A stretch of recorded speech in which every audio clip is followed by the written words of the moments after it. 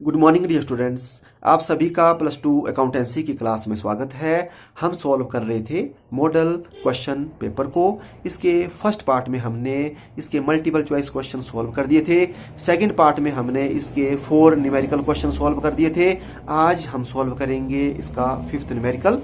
तो ये जो पेपर है ये जारी किया है Himachal board of school education Dharamshala के द्वारा सेशन 2020-21 के लिए। तो देखते हैं न्यूमेरिकल क्वेश्चन नंबर 5 जो मॉडल पेपर का है क्वेश्चन नंबर 13। तो सबसे पहले हम इसको स्टडी कर लेते हैं, पढ़ते हैं। The director of the company forfeited 5000 share of ₹100 each. तो कंपनी के डायरेक्टर ने क्या किए, 5000 शेयर फॉरफिट कर दिए और एक शेयर की वैल्यू थी 100 रुपया। ₹80 paid up for non payment of ₹20 final call. तो यहां आपने बड़े ध्यान से सुनना है, ₹80 पेड अप। तो जो इंग्लिश का वर्जन था इस क्वेश्चन का मॉडल पेपर का, वहां पर लिखा था 75, 80 की जगह कितना लिखा था 75। लेकिन जो हिंदी वर्जन है उसमें लिखा हुआ है 80। तो यहां पर जो इंग्लिश में गलत लिखा हुआ है, गलत प्रिंट हुआ है, यहां पर आएगा 80। तो 80 उसने पेड कर दिया और 20 फाइनल कॉल की उसने पे नहीं किया। तो 80 और प्लस क्या हो गया 20, 100 हो गया। तो 100 क्या क्या था, वो शेयर था। ठीक है, तो इंग्लिश में गलत लिखा है 75, गलत प्रिंट हुआ है। यहां पर कितना आएगा 75 की जगह 80 और हिंदी में ठीक लिखा हुआ है। अब आगे देखते हैं हम। Subsequently 1000 share were reissued as fully paid up for ₹75। तो उसमें से क्या किया फिर, 1000 शेयर 5000 फॉरफिट थे, 1000 रीशू कर दिए और रीशू कर दिए वो 75 फुली पेड अप। तो फुली पेड अप आपके पास यहां वैल्यू गिवन नहीं है। तो जब fully paid up value given ना हो तो जितने का शेयर होता है उसी वैल्यू को हम फुली पेड अप कंसीडर करते हैं। तो शेयर है आपका 100 रुपीज का। तो 100 का हमने 75 में क्या कर दिया, रीशू कर दिया। तो इसका मतलब 25 रुपीज को हमारे को क्या हो गया, लॉस। तो पास द जनरल एंट्री। तो ये क्वेश्चन आपको 4 मार्क्स का आया हुआ है। तो जब भी आपको फॉरफिट और रीशू का आएगा तो उसके 3 पार्ट बनेंगे, 3 जनरल एंट्री उसमें पास की जाएगी। तो आपको मैं इसके तीनों पार्ट को बिल्कुल डिटेल में समझाऊंगा। तो आपने बड़े ध्यान से क्या करना है, सुनना है। तो देखते हैं हम इसका फर्स्ट पार्ट। तो इसका फर्स्ट पार्ट होगा शेयर फॉरफिट से रिलेटेड, सेकंड होगा रीशू से रिलेटेड एंड थर्ड होगा कैपिटल रिजर्व में अमाउंट ट्रांसफर कैसे करते हैं उससे रिलेटेड। तो फर्स्ट देखते हैं, इसका फर्स्ट पार्ट है फॉरफिचर ऑफ शेयर से। तो अब ये जो क्वेश्चन है ये है इशूड एट पार का, क्योंकि जो शेयर है वो इशू हुआ है एट पार। पार मतलब जितने का शेयर है उसी में ही हम क्या करते हैं, उसको हम इशू करते हैं। तो क्या जनरल एंट्री बनती है, तो सबसे पहले मैं आपको जनरल एंट्री समझाता हूं, आपने कॉपी में इसको बड़े अच्छे तरीके से नोट कर लेना। तो इसमें बनती है जब हम फॉरफिट कर दें शेयर को और इशू पार में हो तो एंट्री बनती है शेयर कैपिटल अकाउंट डेबिट। और शेयर कैपिटल अकाउंट को डेबिट करते हैं और कॉल्ड अप अमाउंट से। तो बड़े ध्यान से सुनना है, कॉल्ड अप अमाउंट होता है कि हमने उनसे कहां तक पैसा मांगा, कहां तक कॉल किया। ठीक है, तो इसमें हमने फाइनल कॉल तक कॉल किया हुआ है, क्योंकि जो है फाइनल कॉल उसने नहीं दी हुई है। तो इसका मतलब सारे का सारा हमने उसमें कॉल किया। तो यहां पर आएगा कॉल्ड अप अमाउंट। तो इस क्वेश्चन में 100 का 100 आएगा। इसके बाद टू शेयर फॉरफिट में हम लिखेंगे अमाउंट ऑलरेडी पेड, जितना उसने दे दिया। तो कैपिटल में क्या आया, जितना हमने मांगा वो सारे का सारा, जितना दे दिया वो कितना दिया 80। तो 80 के हिसाब से हम उसको जब्त कर लेंगे। और थर्ड में लिखेंगे हम टू कॉल्स इन एरियर। तो यहां पर उन कॉलों के नाम लिखेंगे जो कॉल पेड नहीं हुई। ठीक है, तो कौन सी कॉल पेड नहीं की हुई है, तो फाइनल कॉल। तो अब एंट्री बनेगी, सबसे पहले शेयर कैपिटल में आ जाएंगे 5000 शेयर मल्टीप्लाई बाय 100, क्योंकि 100 कॉल्ड अप था। तो यहां पर आ जाएगा 5 लाख रुपीज। अब हम कर देंगे टू शेयर फॉरफिट। तो फॉरफिट हमने कितना किया, 80 रुपए जब्त कर दिया। कितने शेयर थे 5000। तो 5000 को 80 से मल्टीप्लाई करेंगे तो 4 लाख रुपीज हमने क्या कर दिए, जब्त। इसके बाद कौन सी कॉल नहीं दी है, टू शेयर फाइनल कॉल। तो यहां पर 5000 मल्टीप्लाई बाय 20, 1 लाख रुपीज क्या हो जाएगा, जब्त। अब हम इसकी नरेशन लिखेंगे, being 5000 share forfeited due to non payment of final call money.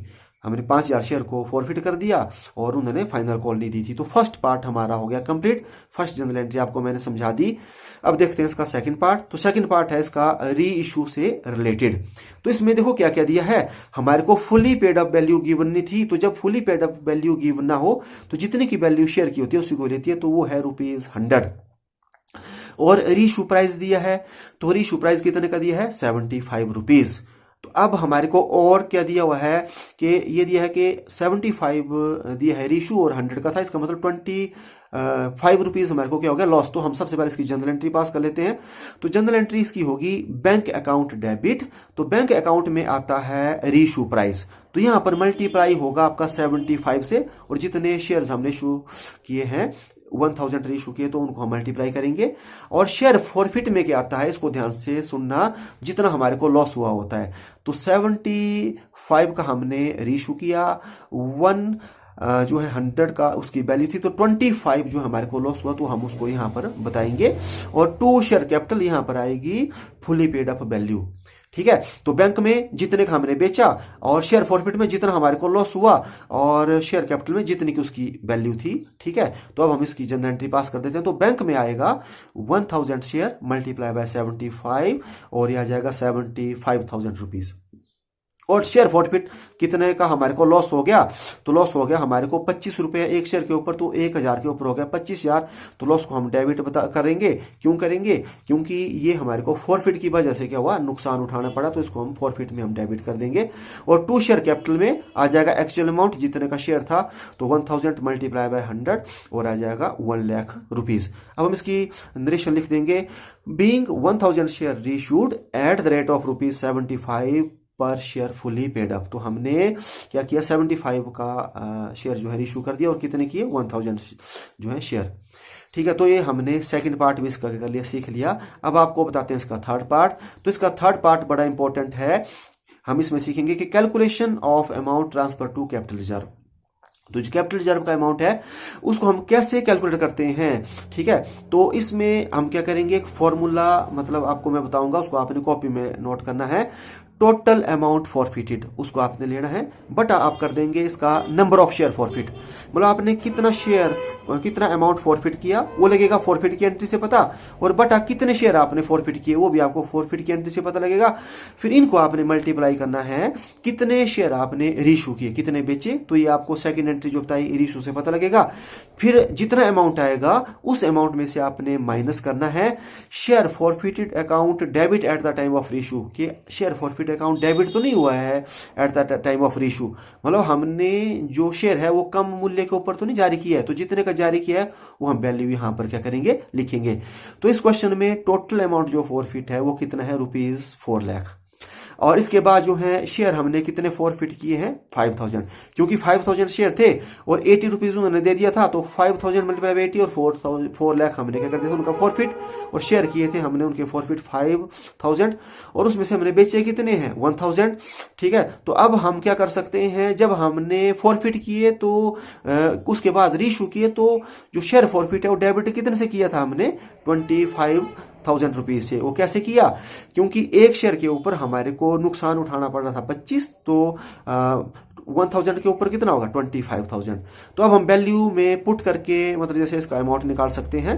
तो टोटल अमाउंट फॉरफिट वो हो गया 4 लाख, डिवाइड बाय हम करेंगे इसको 5000 से, और मल्टीप्लाई हम करेंगे 1000 से।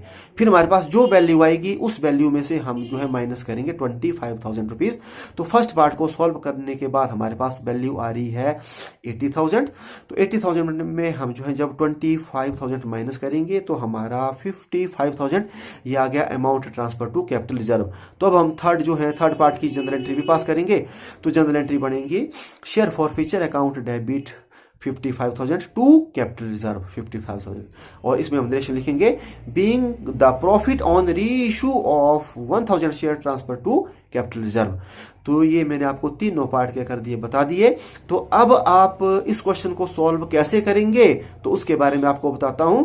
तो सबसे पहले आप लिखेंगे सॉल्यूशन जितना भी है 13th वो, और फिर लिखेंगे जनरल एंट्रीज। फिर इस तरीके से आप जनरल एंट्री पास करेंगे। तो आप पहले परफॉर्मा बनाएंगे, डेट, पर्टिकुलर्स, लेजर फोलियो और अमाउंट डेबिट, इसके साथ rupees and amount credit rupees.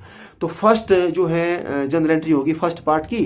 तो फर्स्ट पार्ट में आपको क्या एंट्री मैंने समझाई आई share capital account debit to share forfeiture account to share final call, और अमाउंट आएगा डेबिट में 5 लाख और क्रेडिट में 4 लाख एंड 1 लाख। और फिर नरेशन लिखेंगे being 5000 share forfeited due to non payment of final call money. फिर इसके बाद आप एक लाइन लगा देंगे। उसके बाद फिर आप क्या करेंगे, जो है ये सेकंड जो है एंट्री पास करेंगे। तो सेकंड एंट्री क्या होगी, वो होगी bank account debit share forfeiture account debit to share capital account. तो अमाउंट आ जाएगा 75,000 25,000 डेबिट में और 1 लाख क्या आ जाएंगे क्रेडिट, जो मैंने आपको डिटेल में सेकंड पार्ट में बताए। फिर आप नरेशन लिखेंगे being 1000 share reissued at the rate of ₹75,000 share fully paid up. इसके बाद फिर आप एक लाइन लगा देंगे जैसे आपकी जनरल एंट्री कंप्लीट होगी। इसके बाद थर्ड होगी share forfeiture account debit to capital reserve 55 और फिर आप नरेशन लिखेंगे being the profit on reissue of 1000 share transfer to capital reserve. तो इस तरह ये आपका क्वेश्चन क्या हो गया कंप्लीट।